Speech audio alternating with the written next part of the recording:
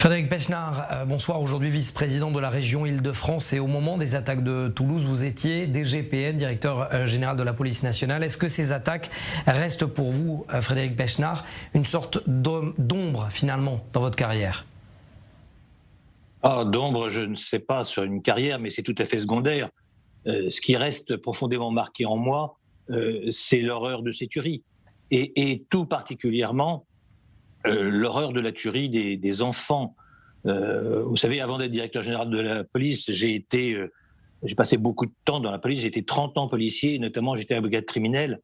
J'étais sur plus de 400 scènes de crime et on ne s'habitue jamais à l'horreur, et spécialement à l'horreur de l'assassinat d'enfants aussi petits. Et c'est cet acte monstrueux qui me perturbe encore 10 ans après. Vous avez connu effectivement la prise d'otage de l'école de Neuilly, si je ne me trompe pas, vous étiez dans l'anti-gang.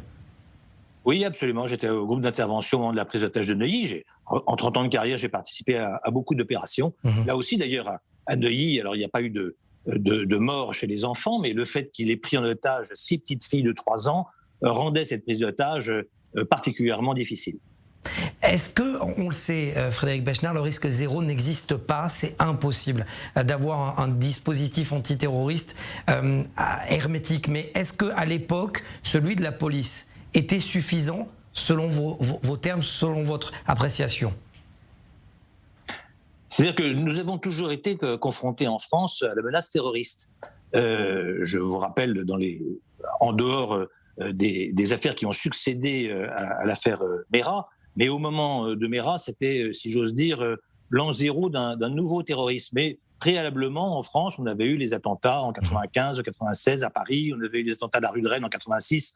Donc nous avons toujours été confrontés au terrorisme, et plutôt d'ailleurs à un terrorisme islamique, même si nous avons eu également les années Action Directe où on avait un terrorisme d'extrême gauche.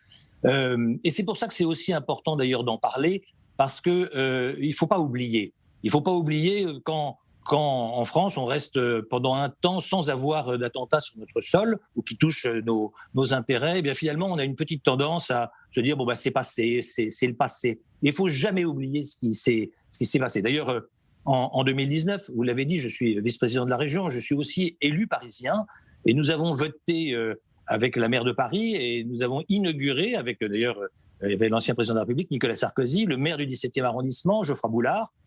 Nous avons décidé de nommer 2 allées du square Saint-Odile, qui est un square dans le 17e arrondissement de Paris, qui est en face du nouveau centre européen de judaïsme, du nom des enfants tués à l'école Zaratora.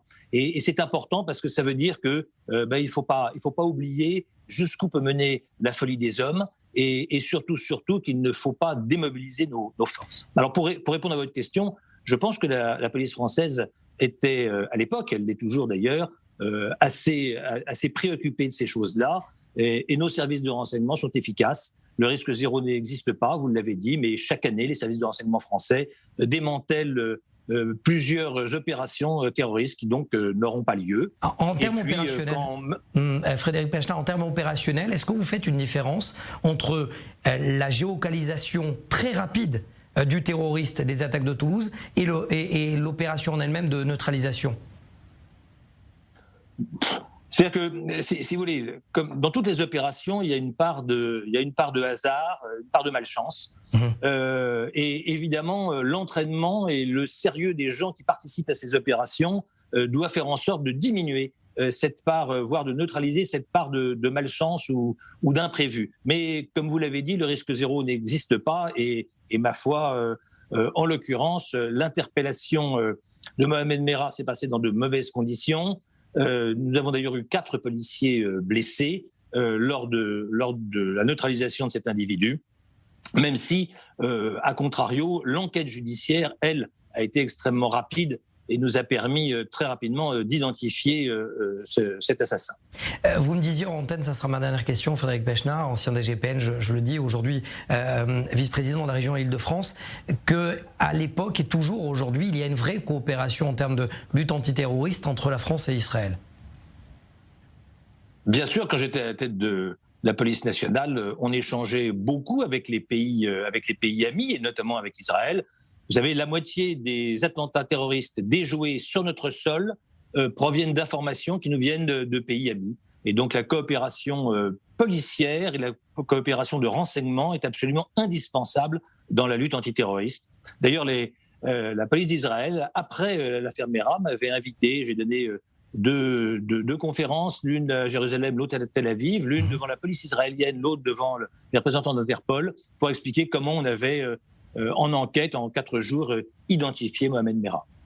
Très intéressant la manière de justement que et je me souviens très bien parfaitement des débats en France de la manière d'ailleurs qu'il y avait eu certaines critiques concernant la géolocalisation de Mohamed Mera et le fait que eh bien le côté positif justement de cette opération en Israël est extrêmement intéressant. Merci Frédéric Bechner d'avoir répondu à nos questions.